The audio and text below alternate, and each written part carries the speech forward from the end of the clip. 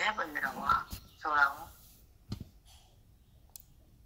आणि ज्ञानोबाला आहे ज्या गीतेचं वर्णन टीकेमध्ये आणलं ओवीमध्ये आणि त्या बुद्धीचं सार्थक झालं जीवाचं. कारण या श्रवणानं, ह्या बोधानं, ह्या वेदानं जे समाधान आहे, जे सुख ते प्राप्त झालं. अंतःकरणाला दुःख संपलं.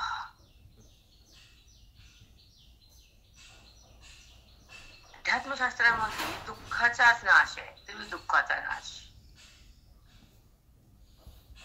स्वस्वरूपाची जेव्हा अनुभूती तयार होती आणि त्या ठिकाणी ऐक्य प्राप्त होत, तो भेद येतो मावळतो. म्हणून मावळतो विश्वाभासो नवरोधाला टंडायचो. सूर्य जेव्हा सूर्य उगवतो तर रात्र संपत्ती, अंधार पण त्याच्यासोबत जातो. पण सूर्य उगवला तर तसं बुद्धीमध्ये ज्ञानाचा सूर्य संतांच्या संगतीमध्ये जेव्हा प्रगट होतो, त्याचं चिंतन काल आपण सुरू केलं, रात्री घेतलं आपण. थोडा आता पुढे जाऊ. ते ज्ञान सूर्याच्या प्रखर सूर्यकिरण, विवेकाची सूर्यकिरण जेव्हा साधकाच्या हृदयामध्ये जातात तर ते प्रखर ठिणग्या पडतात त्याच्या आणि अविद्येचं अरण्य जवळ खाक होत, असं माऊली म्हणतात, आपल्याला बोलतात. पण त्यांचं जे ओवीतलं जे चिंतन आहे, ओवीचा जो बोध आहे, जोपर्यंत त्या बुद्धीला अवगत होत नाही ते ज्ञान ओवीचं, तोपर्यंत बुद्धीचा परिणाम होत नाही आणि बुद्धीचा बाध होऊन ब्रह्मरस प्रगट होत नाही. वेदांती भाषा इथं बाधाला महत्व आहे, मिथ्यात्वाला महत्व आहे, अनुभूतीला महत्व आहे, सत्संगाला महत्व आहे, इथं वेदाला महत्व आहे. इथं भौतिक काहीही चालत नाही.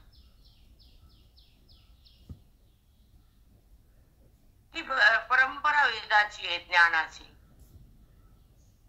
अखंड आत्मसुखाची. जो अखंड परमात्मा तुमच्या सोबत आहे तर तुम्ही खंडित नाशणारे मरणाऱ्या देहाला संबंध करतात, म्हणजे बंध आहे.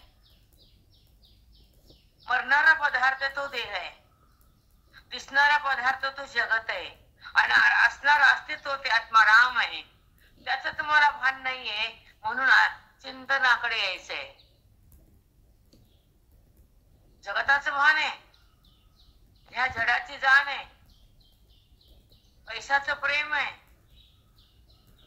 साधूचं प्रेम नाही, तेवढं ग्रंथाचं प्रेम पण नाही.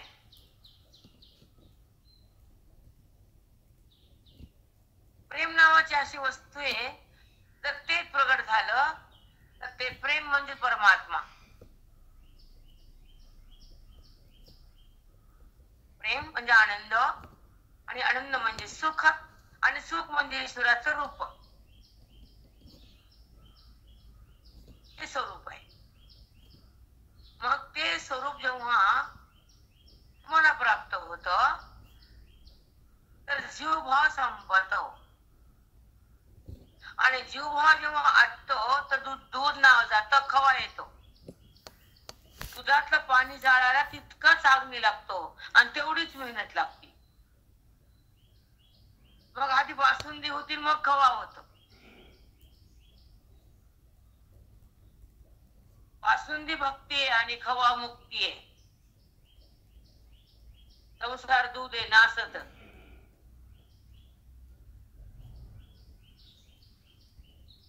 खवा नासत नाही.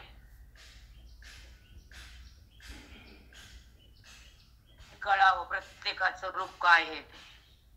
खव्यापासून, दुधापासूनच खवा आहे, पण खवा हलत नाही आणि दूध एका ठिकाणी थांबत नाही.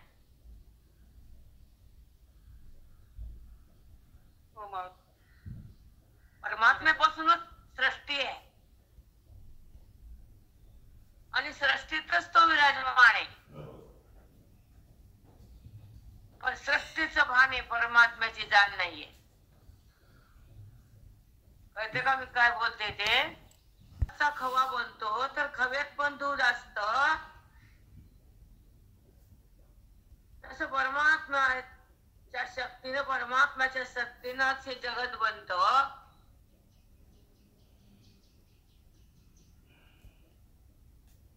खव्यातलं दूध कधीच काढता येत नाही. जगतातला परमतत्व परमात्मा कधीच बाजूला जात नाही, पण त्याला जगत माहित नाही, खव्याला दूध माहित नाही. माहितीये का खव्याला दूध? नाही नाही नाही. झालाय दूधपणा गेलाय, कारण दुधामध्ये अग्नी आलाय म्हणून त्याचा खवा झालाय. जीवनामध्ये संत आले म्हणून ब्रह्मभाव जागा झालाय. रामकृष्ण हरी. साष्टांग सद्गुरु माऊली. दुधामध्ये अग्नीचा प्रवेश आहे तर दूध आटून जात. बुद्धीमध्ये ज्ञानाचा प्रवेश आहे, अज्ञान आटून जात.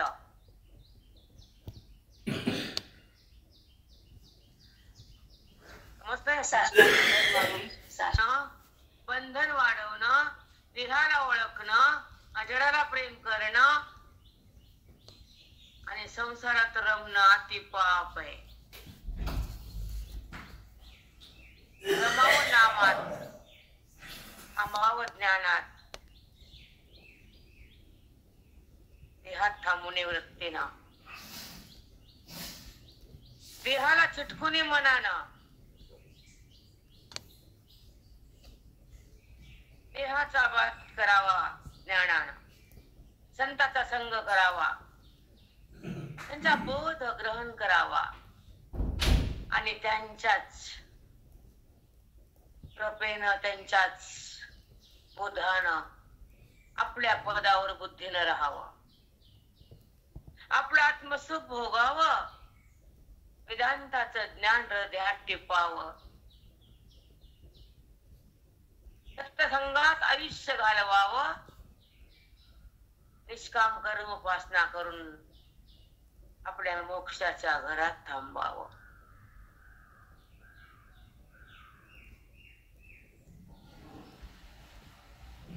जन्म व्यर्थ घालू नये. मोठ्याला माझं म्हणू नये.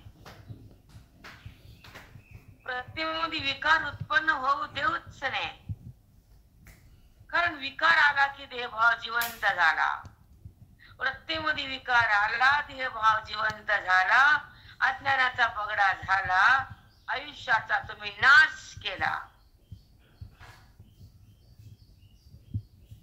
म्हणून विकार नको आम्हाला. न विकार न आकार, आम्ही निर्विकार. मग आम्ही निर्विकार आहेत, संबंध रहित आहेत आम्ही.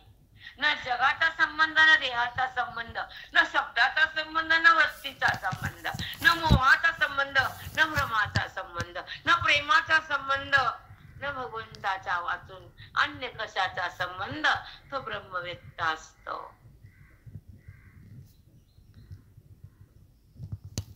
संबंध टाकणं हा ज्ञानाचा पहिला टप्पा आहे.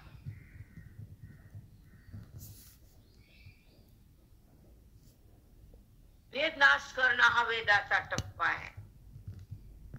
अभेदात येणं हा गुरुचा प्रसादाचा टप्पा आहे. आणि आत्मस्वरूपाची शक्ती ग्रहण करणं आणि आपल्या आपल्या महिमेत राहणं, आत्मस्वरूप होणं, देहरूप जाणं, आकाराला सोडणं, विकाराला काढणं, निर्विकार होणं, हे गीतेचा प्रसाद आहे. मुंडका खाली करून गीता काय करत नाही. एकदा खाली नाही एकदा वरी. असं आहे की नाही? काय करावं, कसं करावं?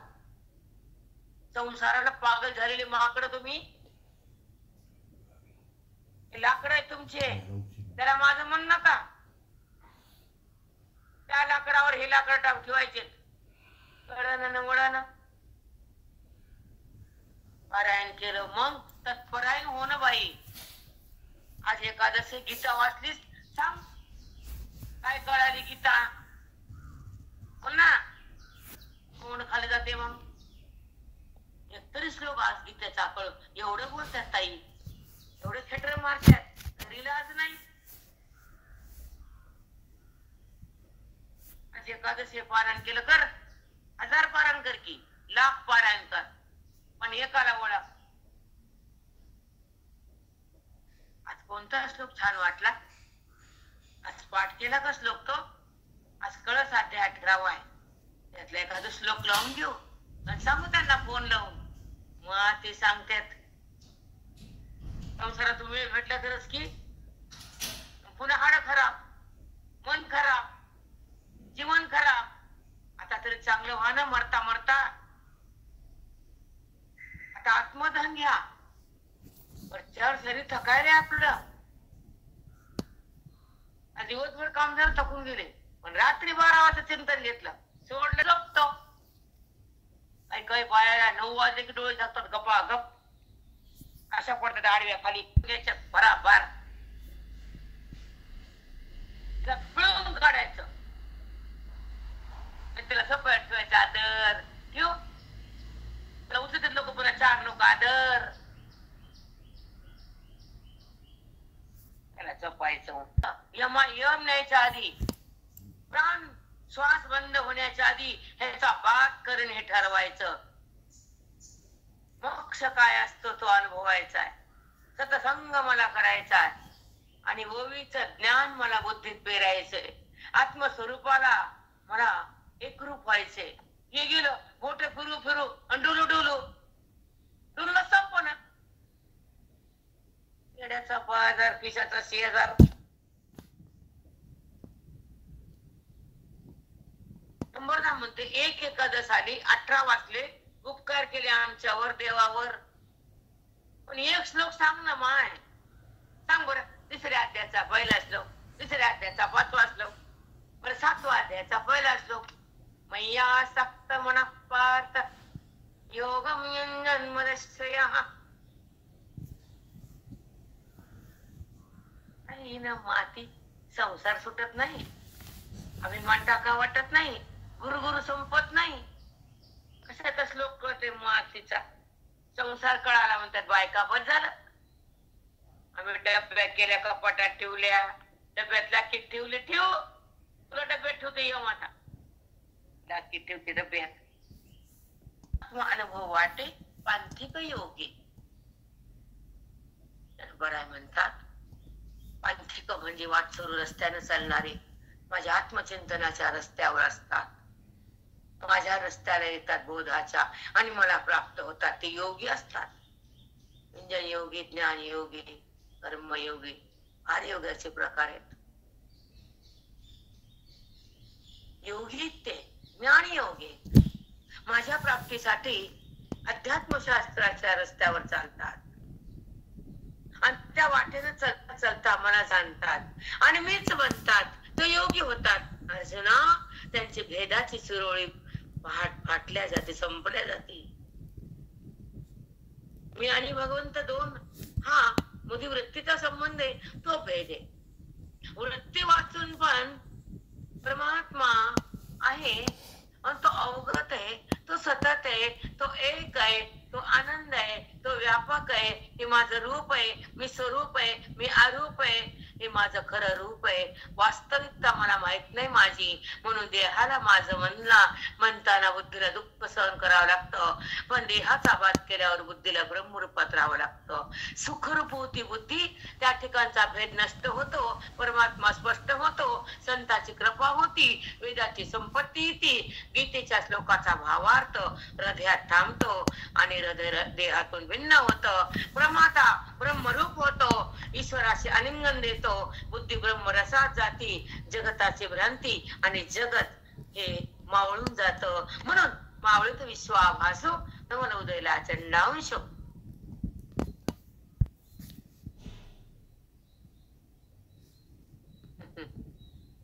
ज्ञानरूपी सूर्य उगवला नमन उदयला चंडांश कुणाला वेळ आहे बोट फिरलं निघाले पोहे खाल्ले चालले पोहेच खाते दुसरं काय खात नाही पराने गेले सुट्टी झाली आता काय पोहे पांडुरंग काका ऐकून कंटाळा यायचा आम्हाला. रोजचा पाद उपत होता, ह्याच देही ह्याच डोळा पाहिला मुक्तीचा सोहळा. असे रोज म्हणायचे काका. आम्हाला राग आहे. मला तर लई काय काका दुसरं काही बोलतच नाही. आत्ता कळायला का बोलत नाहीत. दुसरं बोलासारखं नाहीच. ह्याच देहात ह्याच डोळ्यानं ह्याच भगवंताला जाणणं म्हणजे पाहिला मुक्तीचा सोहळा. ह्या देह मनुष्य योनीमध्येच त्याची प्राप्ती आहे. ही बुद्धी दिली भगवंताच्या प्राप्तीसाठी, सुख दुःख करण्यासाठी नाही, हेवा देवा नाही, लोकांचं दागिने बघून तोंड खसनुस करायचं नाही. नाही नाही लक्ष्मी लक्ष्मीचं रूप समजायचं. तिला भाग्य आहे, तिचं पुण्य आहे. लक्ष्मी सारखी दिसायली, किती छान दिसता तुम्ही, असं बोलायचं. तोंड वाकडं करायचं नाही. लोकांचं बघून कसतरी होऊ द्यायचं नाही. मळमळ करू जाऊ नका लोकांचं बघून. वळवळ होऊ देऊ नका, मळमळ करू नका, कळकळ होऊ देऊ नका. शांत राहत जा.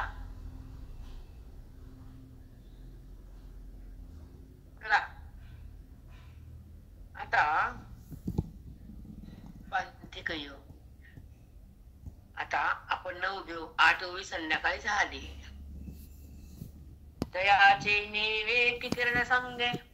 छान ओळी आहे. सोडूच वाटत नाही, सोडूच वाटत नाही. खरं सांगते. आता मी साधक करून निघाले की निघूच वाटत नाही, निघावं लागते. काय का जयाचे निवेक किरण संगे उन्मेक सूर्यकांत फुगणे दीपले जाळती दांगे संसाराची. अज्ञान रूपी अरण्य तुमच्या मध्ये वाढले बुद्धीत, जाळीती दांगे संसाराची.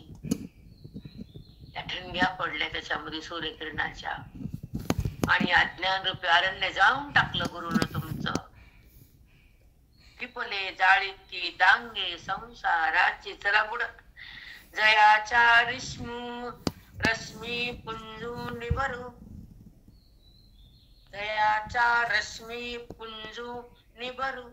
जसं सूर्य ओला की असंख्य किरणे, लाखो करोड किरण पृथ्वीवर टच होतात, प्रकाश देतात, आणि ती भूमी तापती, पाणी संपत, वाफ होती, शेतामध्ये वापसा होतो, पीक येत, आणि अंधार जातो, जगाचा व्यवहार सुरू होतो. तो सूर्याच्या किरणाच्या प्रखरतेमुळं, प्रकाशामुळं, उष्णतेमुळं. आता जयाच्या रश्मी पुंज निभरू. आता ज्ञान सूर्य उगवलं. गुरुनाथ आले समोर साधकाच्या. ज्ञान सूर्य उगवला आमच्या आयुष्यात. मग त्या ज्ञानरूपी सूर्याच्या किरणानं, प्रखर बोधाचे किरण, त्याच्या ठिणग्या पडतात, लहरी. रश्मी रिपुपुंज त्याचा साठा निभरू. मग ज्या गुरुरूपी बोधाच्या तीव्र किरणाचा साठा वाढतो. होता स्वरूप उखरी स्थिर. उखर भूमी म्हणजे ज्या भूमीवर मृगजळाचा भास होतो. जी भूमी बरगड असते तिथे दगड माती असते, पिंवर भूमी नसते. मग त्या गुरुच्या मुखातून निघालेल्या बोधाचे तीव्र सूर्यकिरणाचे समुदायाच्या हृदयरूपी बरडभूमी ही देहाची. त्या ठिकाणी अज्ञान सतत आहे, त्याच्यामध्ये द्वेष आहे, मत्सर आहे, नाना रूपाचे संस्कार आहे. त्याला बरडभूमी म्हणले. हृदयाच्या अंतःकरणाची बरडभूमी, आणि त्या बरडभूमीवर हे सूर्यकिरण पडले. गुरुच्या मुखातून बोधाचे पुंजकेच्या पुंजके तीव्र बोध त्या बोधात होता, ते ह्या बरडभूमीवर पडले अंतःकरणाच्या. मग काय झालं बघू. होता स्वरूप उखरी स्थिरून. बरडभूमी त्या ठिकाणी परमात्माच्या अधिष्ठानी अंतःकरणाला. मग उखरी स्थिर, मग स्थिर झालं अंतःकरण. मग पुढे काय झालं. ये महासिद्धीचा पुरु मृग जळते. ये महासिद्धीचा पुरु मृग जळते. गुरुरूपी मुखातून वेदाचं चिंतन, गीतेचा बोध, माऊलीचं ज्ञान आहे. आत्मचिंतनाचे तीव्र प्रकाश, तीव्र लहरी, असे तीव्र पुंजकेच्या पुंजकी तुमच्या आत जातात. हे हृदयाची उखरभूमी माळरान संपत, शुद्धता तयार होती, आणि महासिद्धी प्रगट होती. बघा ऐका. ए महासिद्धीचा पुरु. ज्ञान हे प्रगट होतं, महासिद्धी तिथे तयार होती. पूर आला आणि जगत भाव हे अज्ञानाची राग झाली. वृत्तीचा निराश झाला, आत्मभाव जागा झाला. भेद तिथं नष्ट केला, कारण तिथं ज्ञान ही महासिद्धी प्रगट झाली. महासिद्धीचा पुरु मृगजळाचा. हे जगत मृगजळे दिसून नाहीये, देह मृगजळे दिसून नाहीये. त्याला मी म्हणत होतो हा भ्रम आहे, आणि त्या उखरभूमीच्या खाली परमात्मा हे माझं स्वरूप आहे हे ऐक्य झालं. महासिद्धीचा पूर आला आणि महासिद्धीच्या पुरानं हे मृगजळ सारखं जमीन वाटली जगत रूपी. जसं दुपारी भर 12 वाजता गंगेच्या काठावर मृगजळाचा आभास होतो, पाणी आहे असं वाटतं. हरण धावतं धावतं धावतं आणि जर समोर गेलं की पुढी पुढी पळतं. पाणी म्हणून प्यायला जातं, तिथं फक्त प्रकाश असतो सूर्याचा, पाण्याचा आभास असतो, तिथं पाणी नसतं. तसं ज्ञानाच्या उत्तर महासिद्धीच्या पुरानं गुरुच्या कृपेनं त्या ठिकाणी जगत भाव हे नष्ट. हा जगत हे भ्रम आहे, मृगजळ आहे असा निश्चय करता अंतःकरण. आणि जगत भाव देह भाव हा व्यवहार सगळा भस्म होतो, व्यवहार बाधित होतो. अबाधित परमात्मा सोबत आहे असं वाटतं. जिकडे तिकडे त्याचा प्रकाश दिसतो आणि चौकडे मीच आहे असा अनुभव तो चाकतो. त्याला म्हणतात महासिद्धीचा पुरु. सिद्धीचा पुरु मृगजळ ते ज्ञानाची महासिद्धी प्रगट होती. जगत हे मृगजळ आहे, दिसून नाहीये, आभासिक आहे, देह खरा नाहीये.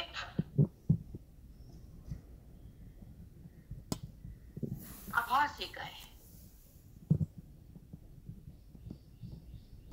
भगवंत ज्ञानोबरायानं तुम्हाला पटवून दिलं.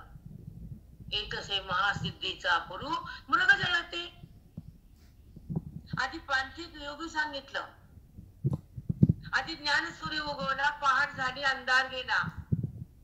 गुरुरूपी मुखातून निघाल्या सूर्याच्या किरणाच्या ठिणग्या हृदयात पडल्या आणि अज्ञान रूपी जंगल जळून खाक झालं. महासिद्धीचा पूर आला आणि जगत रूपी मृगजळ आहे हे कळालं आणि बुद्धी माझ्याकडे वळाली. अजून काय सांगा माऊलीनं? सांगा, काय सांगा? कितपत खरे शब्दाचा मधी बोध आहे त्याला काढा.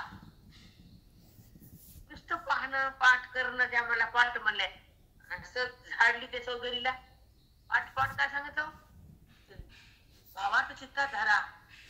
मी कोण आहे, माझ्या आत कोण आहे आणि माझा संबंध कोणाशी आहे?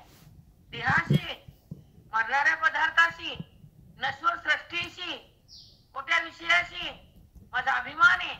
मग आत्मज्ञान नाही तुला. जेव्हा देहाचा वाद करून आत्मधन तुम्ही लुटतात, वेदाची शान घेतात, संताचा संग करतात, बोधाचं तीव्र बोध हृदयात नेतात, तेव्हा तुम्हाला आत्मधन मिळतं. मेल्यावर काढू काढू घेत अंगावरचं वडू वडू बघितलं काल. आणि हे कुणी काढून घेऊ शकत नाही बोध तुमचा. तुम्हीच काढून घेऊ शकत नाही. कळत नाही आपल्याला काय वागावं, कसं संसार करावा, कसं आपला एक ज्ञानासाठी एक टप्पा ठेवावा, आपल्या आयुष्याचा काळ भगवंतात घालावा आणि श्रीला प्रेम करावं. हे प्रेम पाठीमाग थोडं अंकार आला तुमच्यापाशी. कुठं पोरण ढोर चाललेत उडू उडू, कड्यानं बायाला ह्या काय सांगावं. चला, जो प्रत्येक बोधाची माथया सोहमतेच्या माठाणी आलिया, लपे आत्मभ्रांती छाया आपण पयातळी, लपे आत्मभ्रांती छाया आपण पयातळी. एकदा वयू असली की ते यावी, तर हृदयात थांबावी. एकदाच वयू वाचावी, तिने जाऊच नाही. समजते का? त्याचा रश्मी पुंज सॉरी जो प्रत्येक बोधाची माथया, जो परमात्मा अंतर्यामी आहे, प्रत्येक आत आहे, तिला बुद्धी तर तिला जायचं तिथं.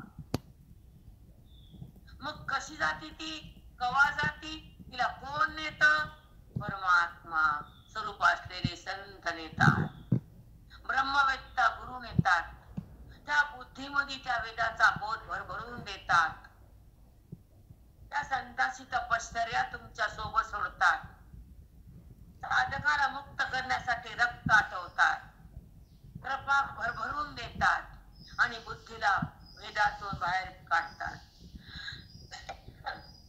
जीवाला शिव करण्यासाठी जपतात, जगाला ज्ञानाचा पाऊस टाकतात, अध्यात्म ज्ञान हृदयात भरून देतात आणि बुद्धीचा बात करून जो प्रत्येक परमात्मा आत आहे त्याच्याशी बुद्धीला आत नेऊन संगम करून देतात.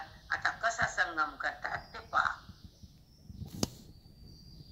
जो परमात्मा, जो म्हणजे परमात्मा, प्रत्येक बोधाची या माथया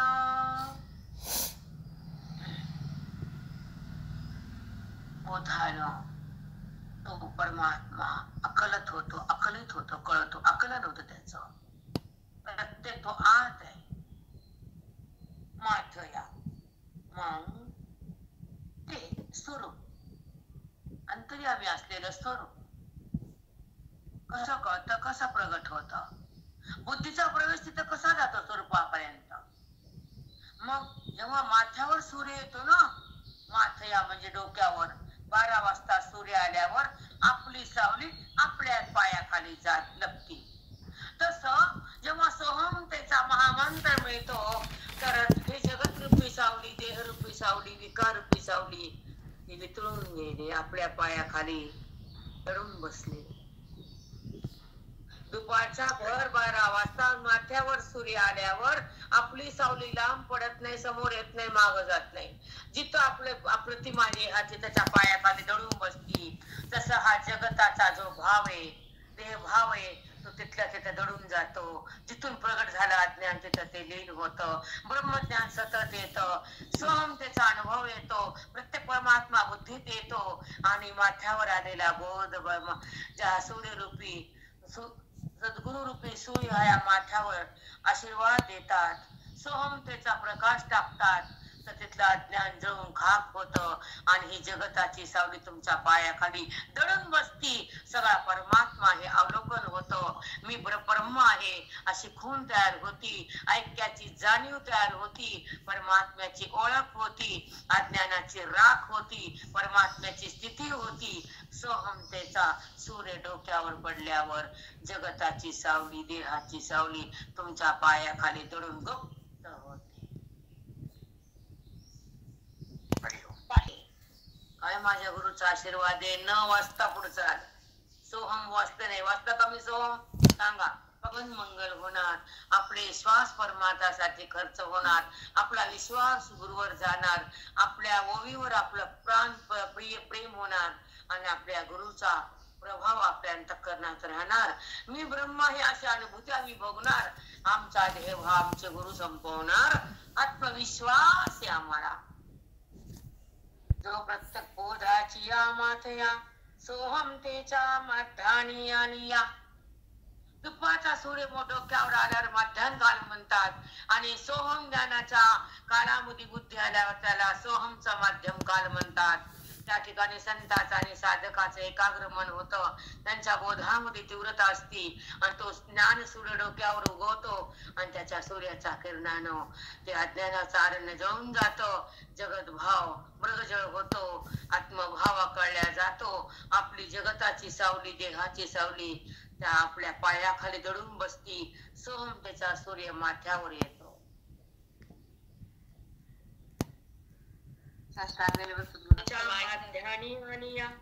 लपे आत्मभ्रांती छाया अपन पयातळी, लपे आत्मभ्रांती छाया अपन पयातळी. छाया म्हणजे सावली, लपली सावली, पाया खाली गेली, भ्रांती आत्मभ्रांती झालती, जगत खरं वाट लागलं, देह माझा वाट लागला, ती वृत्ती पायाखाली लपली आणि स्वरूप स्थिती प्रगटली. माध्यानी सोहम माध्यानी आली, याला म्हणतात पारायण. बोला बायकांनो, कोण कोण पाळते हे वेळी? कोणच्या वेळी? माथ्यावर सोहमचा प्रकाश टाकला सद्गुरुनाथानं. ज्ञानरूपी सूर्य सदूर्णासमोर आले आणि माथ्यावर सोहम रूपाचा प्रकाश टाकला. ते वेळी विश्व स्वप्नासहिते हे विश्व स्वप्नासारखं वाटायलं. कोण अन्यथा मती निद्रेते सांभाळी नुरेची जेथे माया राहते.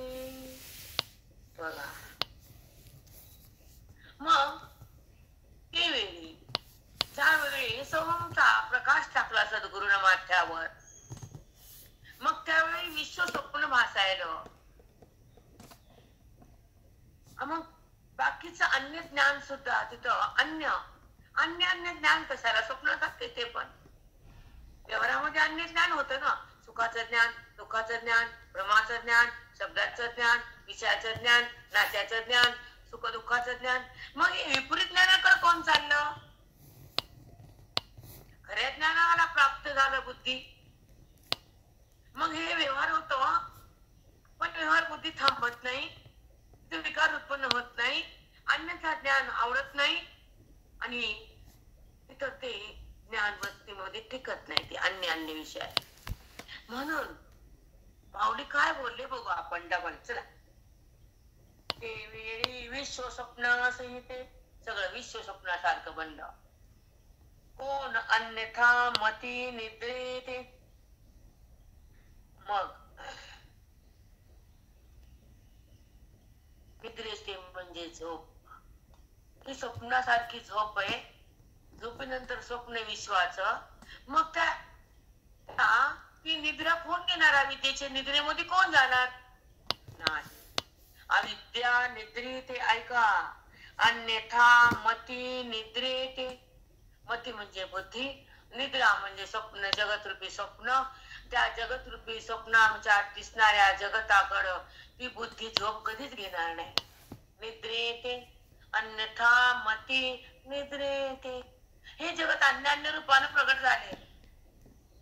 ती निद्रा आहे, अविद्यारूपी निद्रा आहे. स्वप्न त्याच्यातून पडलेलं जगत स्वप्न आहे. मग त्या अविद्यारूपी निद्रेमध्ये बुद्धी आमची थांबणारच नाही, अन्यथा ज्ञानाला तिथं थांबवणारच नाही आणि परमात्मा सुखातून बाहेर येणारच नाही, असं आमचे माऊली सांगायले. विश्व स्वप्नासहिते कोण अन्यथा मती निद्रेते. अन्यथा मती निद्रेते. अन्य ज्ञानाला वृत्तीकडे जरी गेली तर वृत्ती तिथं थांबत नाही. एक आत्मस्वरूपाच्या ज्ञानावरून बाहेर निघत नाही. झालेला व्यवहार तिच्यात विकार होत नाही आणि भगवंताची सत्ता तिला समजल्यावर जगत सत्ता तिथं बुद्धीमध्ये प्रस्थापित कधीच होत नाही. म्हणून अन्य ज्ञानाला बुद्धी कधीच स्वीकारत नाही. अन्यथा मती निद्रेते. मती म्हणजे बुद्धी, निद्रा म्हणजे अविद्या. अविद्येच्या निद्रा तिला कधीच नाही. अन्य विषयाकडे तिला विषय तिला दिसून खरी वाटत नाही आणि स्वप्न जगत स्वप्न भाव झाला आणि परमात्मा प्रगट झाला. हा ज्ञान योगी झाला, परमात्म्यामध्ये प्राप्त झाला, त्याचं कल्याण झालं आणि तो ईश्वरामध्ये समर्पित बुद्धी झाली. तो स्वतः परमात्मा बनला, आयुष्याचं सार्थक झालं असं ज्ञानोबाला सांगतात. सांभाळी नुरेची जेथे माया राहते. त्या विद्यारूपी निद्रेला कोण सांभाळतो? त्याचा त्याग केला बुद्धीनं. चला, म्हणून अद्वय बोध पाटणे. म्हणून अद्वय बोध पाटणे एक महानंदाची दाटणे.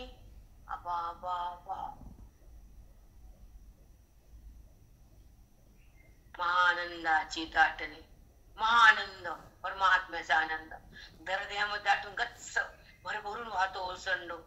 महानंदाची दाटणी, एक महानंदाची दाटणी.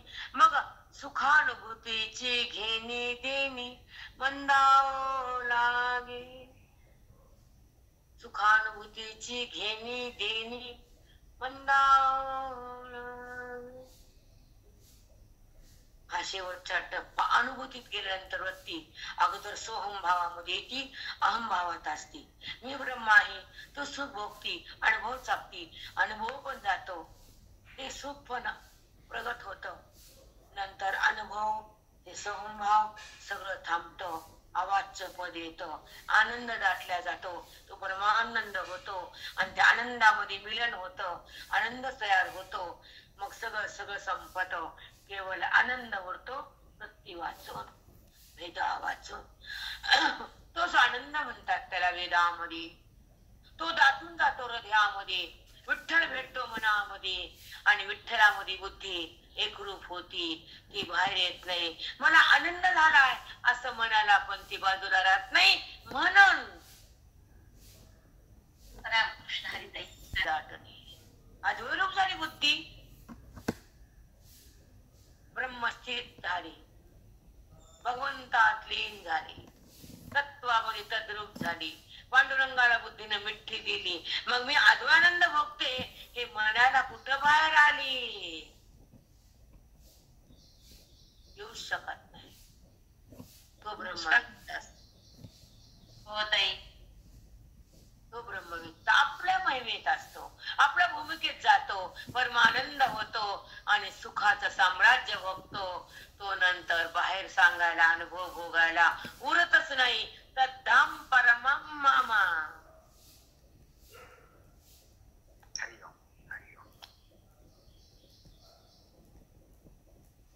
मात्र सत्ता उरती त्यावेळेस.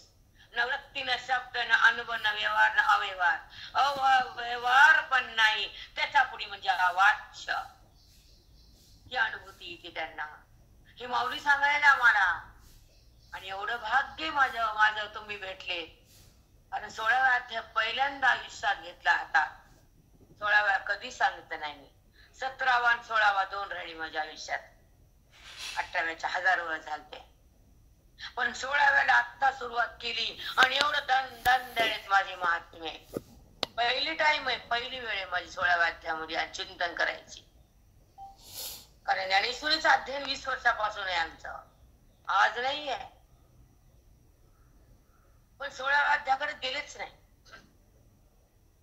आणि पहिली टाइम आणि एवढं सुंदर कळायले. काय माऊलीची कृपा आहे, सिद्धपीठाचा प्रसाद आहे.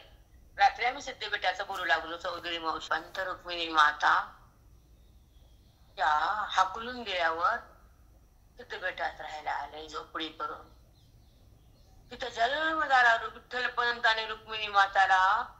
संन्यासाचं पोर तुम्ही घरायचं नाही, आनंदी पाठवायची नाही, म्हणून त्याला हाकलून दिलं. आता गृहस्थ आश्रम स्वीकारला, जा निघून म्हणून. मग विठ्ठल पंत आणि रुक्मिणी माता सिद्धपीठात राहिल्या आणि त्यांना ती माऊली रात्री 12 वाजता ह्याच श्रावण महिन्यामध्ये गेलेल्या जन्मंडे प्रकाश लक्क पडला. आणि ते सिद्धेश्वर महादेव शंकर ते भुजलिंग काकाच्या स्वप्नात गेले. तू ये इकडं, 4 लेकराचा संवाद तुला करायचा आहे, तू ये आनंदी मध्ये. पायी पायी यायला महिना लागला. भुजलिंग काकाचं गाव गंगागडपाशी खेडगाव आहे. तिथे त्यांना स्वप्नामध्ये दृष्टांत दिला. शंकर आले, जे मंदिर माऊलीच्या बाजूला सिद्धेश्वर, ते स्वप्नात गेले. गावचं ते ग्रामदैवत. मग ज्ञानोबा आहे त्यांचा तिथं त्या 4 लेकर भावंड जन्मले, ती भूमी पावन. मग ते तिथं त्यांचे भाऊ, भुजलिंग काकाचे भाऊ, भुजलिंग काकाचे भावजय, भुजलिंग काका तिथं आले आणि त्या लेकराचा सांभाळ कर म्हणून शंकर बोलले. आणि तेव्हा भुजलिंग काकाची समाधी आधी दिली. तुम्ही माऊली समाधी दर्शन घेता, भुजलिंग काकाकडे जात नाही कोणीच. अशात घाई होती, मी पण गेले दोनदा, पण मी बरेचदा गेले. पार पिंपळाचं ते मोठं, त्याला काय म्हणतात, पार माऊली, पार पार त्याच्या बाजूला भुजलिंग काका समाधी आत आहे, खूप आत आहे, खूप. लिहिले भुजलिंग काका. मग त्यांना समाधी दिली आधी, नंतर माऊली सांगितल्यानंतर भुजलिंग काका तिथे येऊन राहिले सिद्धपीठात. माऊली जन्माले लख प्रकाश मावून झालता त्या सिद्धपीठात. 4 भावंडाचा जन्म झाला तिथं. लेकरं रांगायचे, खेळायचे, तिथंच थांबले. त्याच बाजूला इंद्रायणीचा काठ. आता पुढच्या वेळेस मी माझ्या बायकाला नेणारे. सिद्धपीठाच्या बाजूला इंद्रायणी खळखळ खळखळ वाटी. आणि तिथंच त्यांना झोपून लेकरांना विठ्ठलपंताने रुक्मिणी माताने त्याच्या काठालाच इंद्रायणी वाती तिथं उड्या मारल्या. देहांत प्रायश्चित्त ती जागा आहे ती. म्हणून मी तिथं माझे पाठ असतो. म्हणून मला ज्ञानेश्वरी उकलायली बाप्पा तुम्हाला काय माहितीये. आणि मग समाधी तिथं घेतली. आधी इथं थांबले.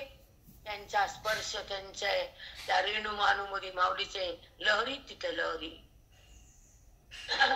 त्या कणाकणामध्ये खेळले आमचे माऊली. थांबले, झोपले, तिथं जेवले, तिथं वाढले आणि मग तिकडे इकडे पुन्हा सिद्धपीठाशिवाय जास्त मी थांबते जास्त सिद्धपीठात. हो ताई तीच एवढी सुंदर आहे का मा. एवढी बुद्धी छान आहे का आमची. काय बुद्धी, काय त्या बुद्धीला चव न आमच्या. पण माऊली त्या बुद्धीला पावन करायला मा हे साधक मिळाले. माझ्या या आयुष्याच्या टप्प्यावर तुम्ही भेटले मा. काय पुण्य केलं असेल मी मला माहित नाही. पण साधकासोबत मी जीवन जगते. अद्वय बोध पाठणी तेत महा आनंदाची दाटणी. अद्वय बोध जेव्हा गुरुच्या मुखातून साधकाच्या हृदयात प्रवाहित होतो तर हृदयामध्ये अद्वैताचा भगवंताचा आनंद दाटून खच्चून भरला जातो. संसार तिथून वितळून जातो. मग सुखानुभूतीची घेणी देणी मंदावो लागे. मग हा जो मी अनुभव आला मी ब्रह्मयाम ब्रह्मास्मी हे घेणे देणे सगळं विलय पावत आणि केवळ एक आनंद उरतो. तिथं व्यवहार सरतो. अव्यवहार्य अवाच्य स्थिती भोगता येते. तिथं बरोबर लागतो हा विषय. मंदावो लागे किंबहुना ऐसे से मुक्त कैवल्य सुदिवसे सदा लाहिजे का प्रकाशे जयाचेनी. सदा लाहिजे का प्रकाशे जयाचेनी. हे सांगायला मला 15 मिनिटं लागतात बाप्पा. विठ्ठल असते गुरु ज्ञानदेव तुकाराम एक ऐका बोलू नका. जय हरी. सर्व श्रोतांना साष्टांग दंडवत. आमच्या माऊलीचं जे प्रवचन आहे ते सर्व दूर जावं किंवा जास्तीत जास्त लोकांना कळावं यासाठी प्लीज सबस्क्राईब करा, शेअर करा आणि लाईक करा. धन्यवाद. जय हरी.